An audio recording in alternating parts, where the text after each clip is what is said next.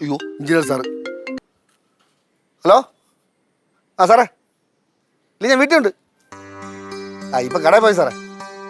നാളെ എത്തും. ആ അല്ല സാറേ, സാറിൻ്റെ വലിയ മോളെ കല്യാണം കഴിഞ്ഞ ഇല്ലേ? അല്ല ഒരു മംഗളകാര്യമല്ലേ, അതുകൊണ്ട് ചോദിച്ചെന്നേ ഉള്ളൂ. ശരി സാർ, ഓക്കെ. എങ്ങനെ കഴിയും ഞാൻ പ്രാർത്ഥിക്കല്ലേ. ആ സുരേഷ് ചേട്ടാ, എനിക്കറിയാം ചേട്ടൻ എന്നെ നല്ലതിന് വേണ്ടിയിട്ടാണ് പറയണത്. ആ മനസ്സിലായി. ഓക്കെ ചേട്ടാ, ഓക്കെ. ആരാ ചേട്ടാ? സുരേഷ് ചേട്ടനെ വിളിച്ചത്. ഇപ്പോഴും ഓഫീസിൽ നിന്ന് ഇറങ്ങിയിട്ടില്ലാന്ന്. ചില ദിവസങ്ങളൊക്കെ രാത്രി വരെ അവിടെ തന്നെ നിൽക്കും. രാത്രി ആയാലും ഇറങ്ങൂല ഓഫീസിൽ നിന്ന്. അവനെന്ത് വീട്ടിലേടേ? വീട്ടിൽ പോയിക്കൂടെ? അച്ഛാ വീടില്ലാത്തല്ല അച്ഛാ, ഹാർഡ് വർക്ക്, കഠിനമായ വർക്കിംഗ്. അവൻ എന്തിനു പറഞ്ഞത്?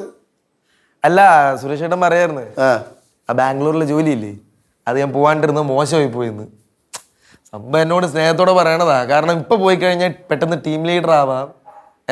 ഇവിടുത്തെ പോലെ അല്ലേ, ഇവിടെ ഭയങ്കര കോമ്പറ്റീഷൻ ആണെന്ന്. അവിടെ കുറച്ചും കൂടി എളുപ്പമാണ്. അയാൾക്ക് വിവരമുണ്ടാ, നിന്റെ ഒഫീഷ്യൽ ലൈഫിൽ നീ മുന്നേറണമെന്ന് അയാൾക്ക് ആഗ്രഹമുണ്ട്. അത് സത്യം. ചുമ്മാടാ നിന്നെ പറ്റിക്കാൻ വേണ്ടി പറയാതിരിക്കടാ. നിന്റെ ബാംഗ്ലൂർ പറഞ്ഞു വെച്ചിട്ട് നിന്റെ ചാൻസ് അയാൾക്ക് ഇവിടെ തട്ടിയെടുക്കാൻ വേണ്ടിയാണ്. അത് പോവാച്ചാന്ന്. പിന്നെ ചാൻസ് തട്ടിയെടുക്കണം. സുരേഷ് ചേട്ടന് ഞാൻ ഓഫീസിൽ കയറി പോലെ എന്നെ തുടക്കം പോലെ സഹായിക്കണ മനുഷ്യനാ. അങ്ങനെ ഒന്നും ചെയ്യൊന്നുമില്ല. പിന്നെ അയാളെ മൂടും തായിക്കോടാ. എന്താ വെച്ചാ എടാ, നിന്റെ ഒഫീഷ്യൽ കാര്യങ്ങൾ നീ അച്ഛൻ്റെ വാക്ക് കേട്ടില്ലേ?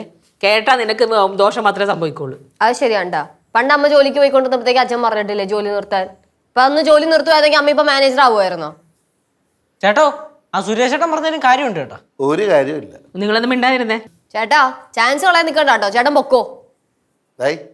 ചാൻസ് ഇനിയും കിട്ടും. ഒന്നും മിണ്ടായിരുന്നാലോ. അമ്മ എന്താ പോണോ?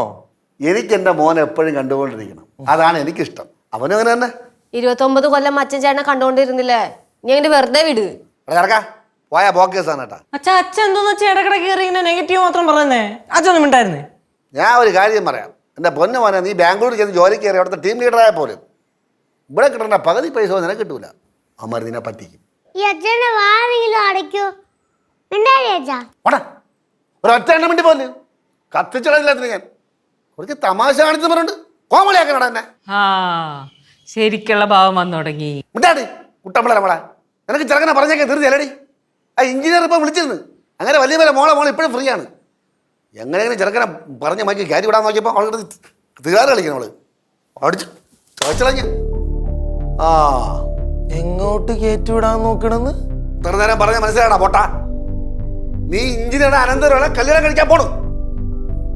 അപ്പൊ കൂടെ ഇരുന്നൊരുമാതിരി പറ്റിക്കായിരുന്നല്ലേ? ഞാൻ പോയി. ഞാൻ ദാ ഇവിടെ നിന്ന് പോയി കഴിഞ്ഞു. ഇത്രയും പറഞ്ഞിട്ട് മനസ്സിലായില്ലെങ്കിൽ ഇനി എനിക്കൊന്നും പറയാനില്ല. സുരേഷ് ചേട്ടാ, ഓക്കെ, ബാംഗ്ലൂരിലെ ജോലി ഞാൻ റെഡി, സെറ്റാണ്. ഞാൻ വരാം. കൺഫേം. ഞാൻ വരുന്നു.